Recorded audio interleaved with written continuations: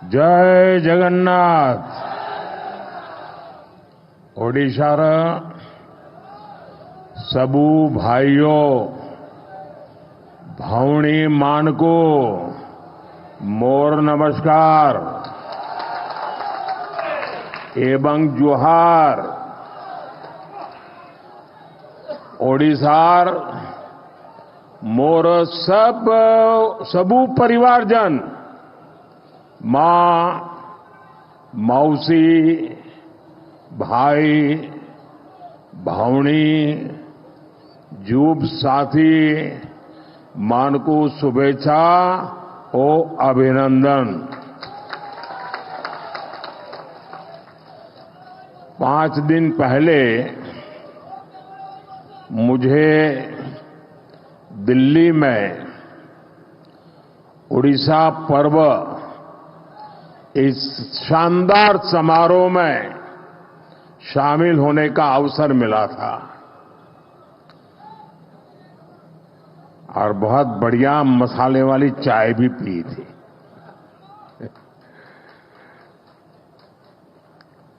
और मैंने धर्मेंद्र को जरा डांटा था। मैंने कहा यार इतना बढ़िया कार्यक्रम किया, मेरे पास जरा ज्यादा समय होता तो मैं और ज्यादा अंदर घूम लेता। शानदार कार्यक्रम था जी। ओडिशा पर्व में उड़िया विरासत और गौरव के वो भव्य दर्शन, उड़ीसा के लोगों का स्नेह और अपनापन,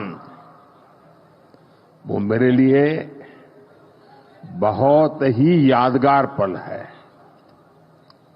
आज मुझे बाबा लिंगराज की पावन धरती पर आने का सौभाग्य मिला है। मैं इस एकाम्र क्षेत्र को प्रणाम करता हूं। मैं महाप्रभु जगन्नाथ के चरणों में प्रणाम करता हूं। साथियों, यहां एयरपोर्ट पर ही इतनी संख्या में आपका आना, उड़ीसा के लोगों का आना, और मुझे तो इसका एंड दिखता ही नहीं है, लोग ही दिखते हैं।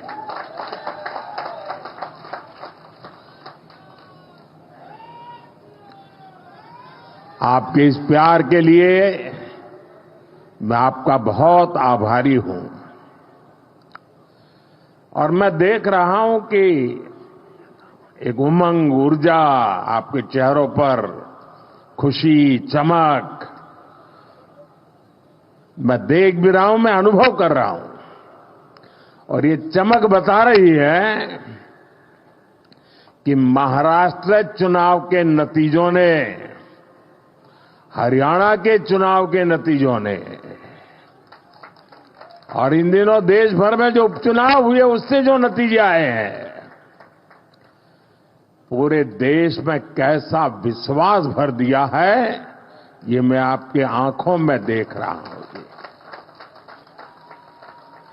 अब देखिए, उड़ीसा ने शुरुआत की, फिर हरियाणा, फिर महाराष्ट्र, और यही तो भाजपा की विशेषता है और यही हमारे कार्यकर्ताओं का सामर्थ्य है, हमारी पार्टी के कार्यकर्ताओं का सामर्थ्य है। विपक्षी दल बीजेपी सरकार के खिलाफ सुबह शाम अपप्रचार करते रहते हैं, लेकिन जनता बीजेपी सरकार के कामों को देखकर उन्हें आशीर्वाद देने खुद मैदान में दौड़ पड़ती है। आप याद करिए, चुनाव से कुछ महीने पहले तक बड़े बड़े पॉलिटिकल एक्सपर्ट्स ओडिशा में बीजेपी को पूरी तरह से खारिज कर रहे थे। ये लोग कह रहे थे कि उड़ीसा में बीजेपी इतनी बड़ी ताकत बन ही नहीं सकती कि वो अपने आप अपने बलबूते पर सरकार बना ले। लेकिन जब परिणाम आए तो ये सारे के सारे अपने आप को बड़ा तीसमार का मानते थे। वो लोग हैरान हो गए, क्योंकि उड़ीसा के लोगों ने भाजपा की केंद्र सरकार के कामों को और दिल्ली में बैठते हुए भी उड़ीसा के लोगों के साथ जो अपनापन का नाता, सुख दुख का साथ, ये 10 साल में उड़ीसा के गांव गांव, घर घर ये बात पहुंच चुकी थी। जब राज्य में हमारी सरकार भी नहीं थी, हमारी योजनाओं के नाम भी बदल दिए जाते थे, सब कुछ होता था, फिर भी ओडिशा के विकास के लिए पूरी लगन और ईमानदारी से हम लगातार काम करते रहे। केंद्र सरकार ने, और मैं कहता हूं भारत सरकार के मंत्रिपरिषद में जितना उड़िया का प्रतिनिधित्व रहा है, पहले कभी नहीं रहा। और केंद्र सरकार ने कभी ये नहीं सोचा कि यहां पर जो सरकार है वो हमारे साथ है, नहीं है, कार्यकर्ताओं को अच्छा लग रहा है, बुरा लगता है, हम वो नहीं सोचते थे। हम जनता का भला करना सोचते थे। और हमने उड़ीसा को केंद्र से मिलने वाले बजट को 3 गुना किया था। हमने उड़ीसा के लिए नई नई योजनाएं बढ़ चलाई, यहां वर्ग हर समाज की समान भाव से सेवा की। और इसलिए उड़ीसा की जनता बीजेपी की नीतियों को और कार्यशैली को भली भांति जान पाई, उनका एक विश्वास पैदा हुआ और दिल खोलकर हमें आशीर्वाद दिया। मैं तो इंटीरियर में जाता था, कभी मैं संकोच करता था, अरे मेरे हिंदी भाषा में मैं बात कैसे पहुंचाऊंगा, लेकिन मैं देख रहा था कि भाषा भी कभी रुकावट नहीं बनी, भाव इतने मजबूत थे जो भाषा से भी ऊपर सवार हो जाते थे। साथियों, मुझे पहले सीएम के रूप में गुजरात की सेवा करने का मौका मिला, फिर पीएम के रूप में देश की जनता का सेवा करने का मौका मिला,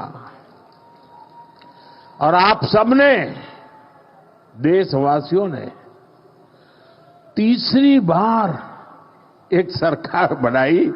मैं दुनिया में जहां भी जाता हूं, सारा दुनिया के लोगों को लगता है भाई क्या बात है, हिंदुस्तान के लोग 140 करोड़ का देश, इतना बड़ा देश, और लगातार एक सरकार को बार बार चुनता जा रहा है। हम 14 में आए, 19 में आए, उससे दुनिया में जितना प्रभाव था 24 में उससे अनेक गुना ज्यादा हो गया है। और साथियों, जब मैं सीएम पीएम के रूप में काम करता रहा, मैंने राजनीति के अलग अलग रंग देखे हैं, मैंने उसके तरीके भी देखे हैं, और मैं मानता हूं कि राजनीति में नीतिगत विरोध ये बहुत स्वाभाविक है, ये लोकतंत्र का स्वभाव है। किसी भी निर्णय को लेकर अलग अलग मत हो सकते हैं। राजनीतिक दल अपने हर तरह के विचार जनता के बीच ले जाते हैं, और पूरा अवसर होता है जनता को प्रशिक्षित करने का। हर राजनीतिक दल को, राजनीतिक विचार को हक होता है, और ये अधिकार का भरपूर उपयोग कर भी सकते हैं। राजनीतिक दल अपनी बात जनता के बीच पहुंचाने के लिए, जनता को जागरूक करने के लिए आंदोलन भी करते रहते हैं। लोकतंत्र की, संविधान की मर्यादाओं में रह करके अपने विचार को प्रकट भी करते हैं। और आंदोलन पहले भी होते थे, आंदोलन आज भी होते हैं, लेकिन पिछले कुछ समय से एक बहुत बड़ा बदलाव आप सभी महसूस कर रहे होंगे। भारत की संविधान की भावनाओं के उसे कुचल दिया जाता है। लोकतंत्र की सारी मान मर्यादाओं को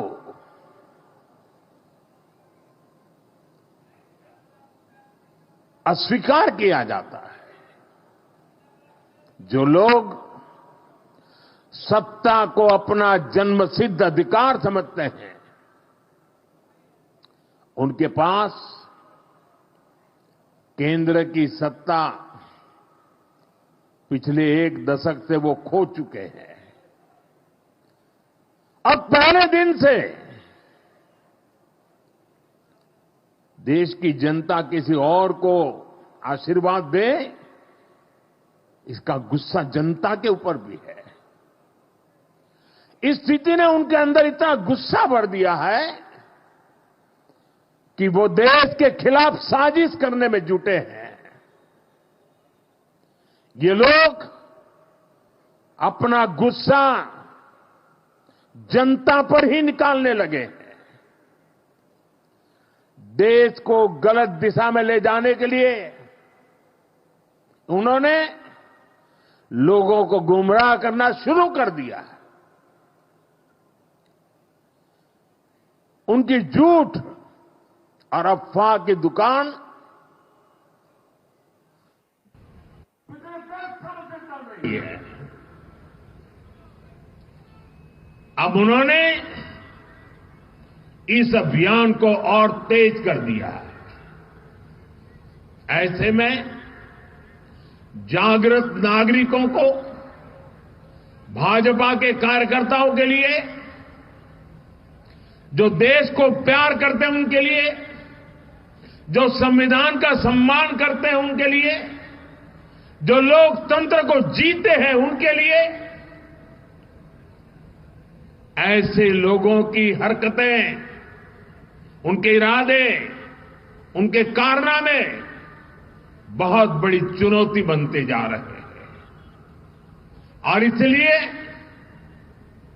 मैं सभी देशवासियों से कहना चाहूंगा, लोकतंत्र के प्रति समर्पित हर कार्यकर्ता को कहना चाहूंगा, हमें हर पल सतर्क रहना है और लोगों को जागरूक करते रहना है। हमें हर झूठ को बेनकाब करना है। सत्ता के ये भूखे लोग जनता से सिर्फ झूठ बोलते आए हैं।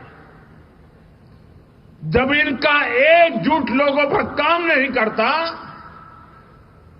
तो उससे बड़ा दूसरा झूठ गढ़ते हैं।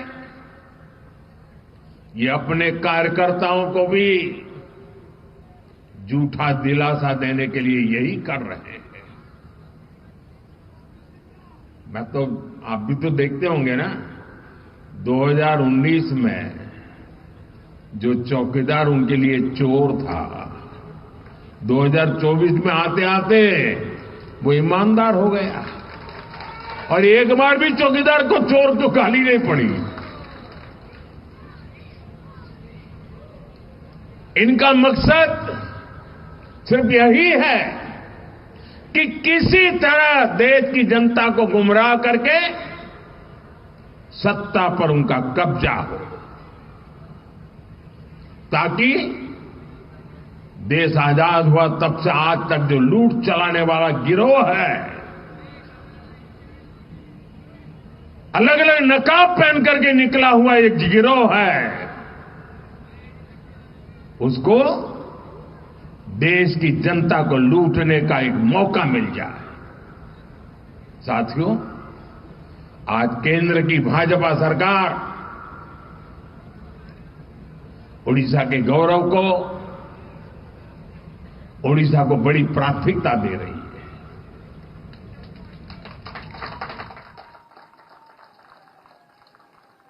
इसी महीने ओडिशा में आप सभी ने बाली यात्रा का भव्य आयोजन किया, सफल आयोजन किया है। और अभी मैं यहां डीजीपी कॉन्फ्रेंस में हिस्सा लेने आया हूं। और आप में से बहुत लोगों का आश्चर्य, यहां के मीडिया के लोगों को भी आश्चर्य होगा। हमारे देश में लगभग 125 साल से ये डीजीपी कॉन्फ्रेंस चल रहा है, हर वर्ष हो रहा है। 125 साल से, अंग्रेजों के जमाने से चल रहा है। 125 साल से डीजीपी कॉन्फ्रेंस चल रहा है, उड़ीसा में पहली बार हो रहा है। देश भर के इस क्षेत्र के जो प्रमुख लोग हैं, वो 2 दिन यहां बैठ करके महाप्रभु जी की इस पवित्र धरती से प्रेरणा लेकर के अपने अपने क्षेत्र में जाने वाले हैं।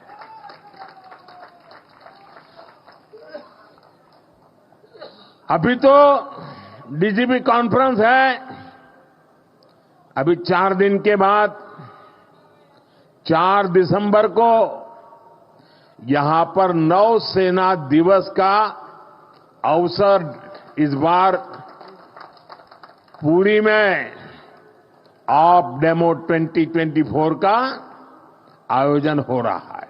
ये भी अपना अपना बहुत बड़ा अवसर होता है। वो भी पुरी के ब्लू फ्लैग बीच पर नौसेना का अपने सामर्थ्य का प्रदर्शन करेगी। इसका मतलब कि पूरा उड़ीसा वैश्विक नजरों की केंद्र में आने वाला है। और फिर 1 महीने के भीतर भीतर 2025 में जनवरी महीने में ही 8 से 10 जनवरी भुवनेश्वर में प्रवासी भारतीय दिवस का बहुत बड़ा आयोजन है। विश्व भर के लोग आने वाले हैं। दुनिया भर के लोगों का आपको स्वागत करने का अवसर मिलने वाला है। और यहां लोग जो भावनाएं लेकर के जाएंगे, पहले G20 में अलग प्रकार के लोग आए थे। ये हमारे देश के ही लोग हैं जो कई वर्षों से विदेशों में रहते हैं, वो सब आ रहे हैं। और ये लोग जब वापस जाएंगे ना, तो उड़ीसा की इतनी कथाएं दुनिया भर तक पहुंच जाएगी। उड़ीसा का भरपूर प्रचार प्रसार होगा और यहां पर्यटन के अवसर बढ़ेंगे। हम उड़ीसा को देश ही नहीं, दुनिया के नक्शे पर प्राथमिकता दिलाना चाहते हैं। इस तरह के आयोजन उड़ीसा को मिल रही प्राथमिकता का प्रमाण है। आप अभी से प्रवासी भारतीय दिवस की तैयारियां भी जरूर करें और G20 से भी शानदार होना चाहिए। एक ऐसा अवसर है जिसमें हर कार्यकर्ता अपने सामर्थ्य का प्रदर्शन कर सकता है। हमारा उड़ीसा स्वच्छ हो, सुंदर हो, हमारे पास 1 आध महीना है, शानदार कर सकते हैं, सफाई का बड़ा अभियान चला सकते हैं। यहां की संस्कृति से लोग परिचित हो, इसके जन भागीदारी से करना है। उड़ीसा के हर नागरिक को लगना चाहिए दुनिया के मेहमान मेरे घर आ रहे हैं, ये भाव आना चाहिए। हम और आप मिलकर के उड़ीसा के गौरव को बढ़ाएंगे। साथियों, उड़ीसा में डबल इंजन की सरकार बनने के बाद यहां हर सेक्टर में विकास ने नई गति पकड़ ली है। उड़ीसा में एक साथ हजारों करोड़ की इंफ्रास्ट्रक्चर परियोजनाओं पर काम शुरू हुआ है। सरकार की कल्याणकारी योजनाओं का फायदा हर वर्ग को मिलना शुरू हुआ है। खेल हो, शिक्षा हो, पर्यटन हो, हर क्षेत्र में ओडिशा ने जो रफ्तार पकड़ी है वो अभूतपूर्व है। ओडिशा के शहरों में आधुनिक सुविधाएं, नई नई सुविधाएं जोड़ी जा रही हैं और राज्य की भाजपा सरकार यहां स्टार्टअप इकोसिस्टम डेवलप करने पर फोकस कर रही है। नौजवानों का उज्जवल भविष्य का शिलान्यास हो रहा है। राज्य की धरोहर को समृद्ध बनाने का अभियान भी तेज गति से चलाया जा रहा है। मिशन पूर्वोदय से भी उड़ीसा का विकास की नई रफ्तार पकड़ रहा है। जब इंफ्रास्ट्रक्चर बेहतर होगा तभी यहां की खनिज संपदा, यहां के समुद्री तट औद्योगिक अवसरों में बदलेंगे।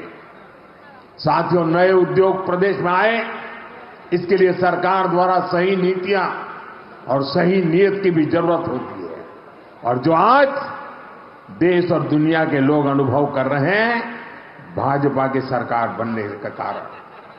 और ये काम उत्कर्ष उत्कल अभियान के जरिए हो रहा है। उड़ीसा को नए निवेश के लिए तैयार किया जा रहा है। यहां नए उद्योग लगेंगे, नए अवसर बनेंगे, युवाओं को रोजगार मिलेगा।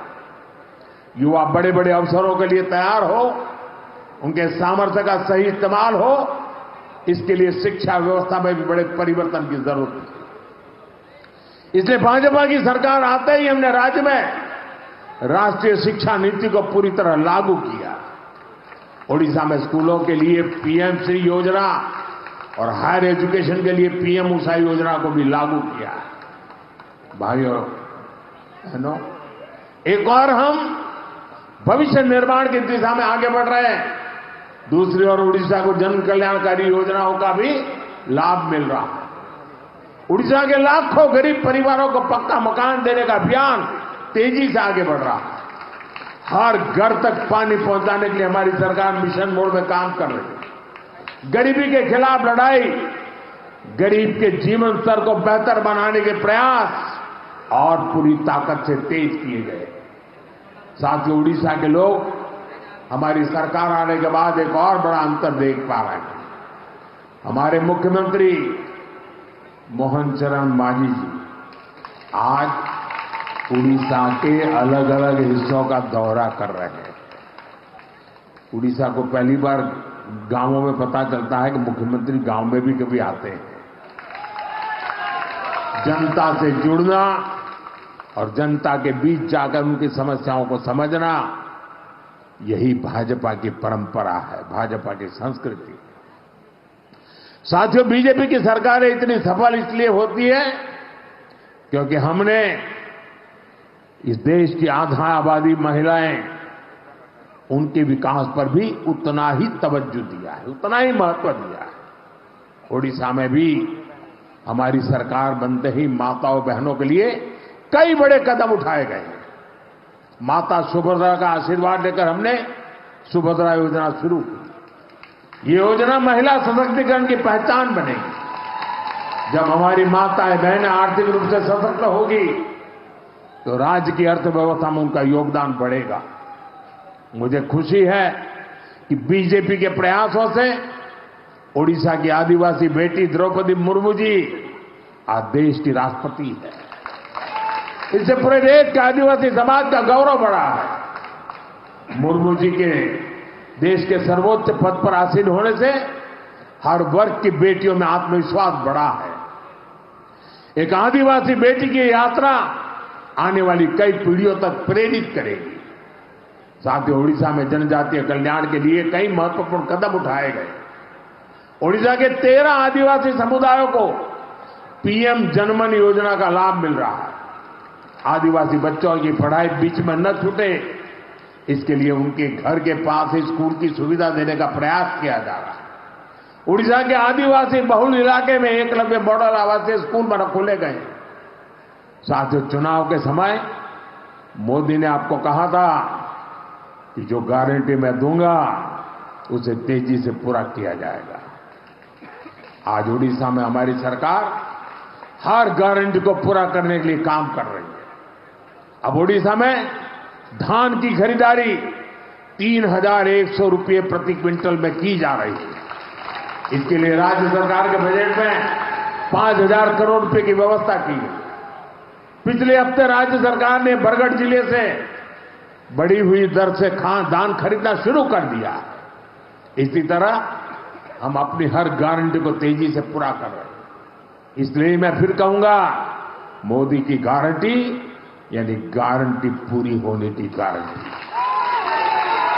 साथियों, हम हमारे संकल्पों को पूरा करेंगे, विकसित ओडिशा के लिए काम करेंगे और मैं आपका उत्साह और उमंग देख रहा हूं। जो सपने लेकर के हम चले हैं उसके लिए मेहनत में कोई कमी नहीं करेंगे, रखेंगे। आप सब यहां आए, इसके लिए मैं एक बार फिर आप सबका आभार व्यक्त करता हूं। दरअसल तो मैं एक आज सरकारी मीटिंग के लिए आया हूं, लेकिन हमारे धर्मेंद्र जी वगैरह ने तय किया नहीं, हम तो चाहते हैं, तो मुझे अच्छा लगा। आप सबके दर्शन करने का मुझे मौका मिल गया। आप सबका बहुत बहुत धन्यवाद।